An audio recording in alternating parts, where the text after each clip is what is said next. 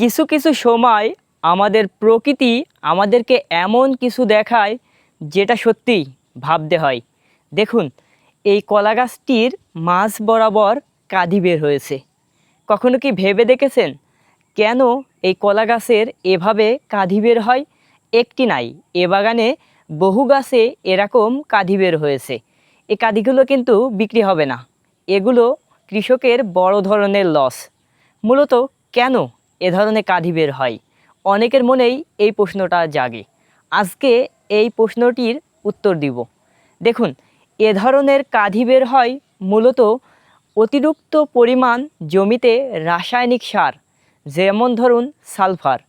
অত্যাধিক পরিমাণ গাছ মোটা এবং আপনার সরু করার জন্য এই সালফার ব্যবহার করা হয়।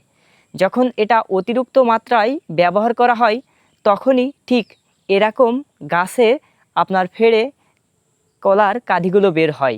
কেননা সালফার দিলে আপনার একসময় গাছে অতিরিক্ত মাত্রায় দিলে এটা ফাটল সৃষ্টি করে, আর ওই ফাটল দিয়ে যখন কাঁদিগুলো আপনার উপরে প্রসারিত হতে চায় তখনই এটা বের হয়ে যায়।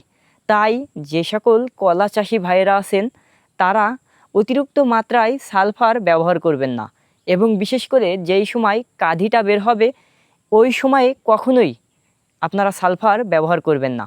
না হলে দেখুন, একটি কলার কাঁধির দাম 300 থেকে 250 টাকা। এই কৃষকের এরকম প্রায় 6 থেকে 7টি গাছে বের হয়েছে। এমনকি এখনও অনেক গাছে কাঁদি বের হচ্ছে। যদি প্রতি পিস 350 টাকা থেকে 250 টাকা করে ধরি, দেখুন কতগুলো টাকা লস। যখনই সালফার ব্যবহার করবেন আপনি, তখন এটা মাথায় রেখে ব্যবহার করার চেষ্টা করবেন।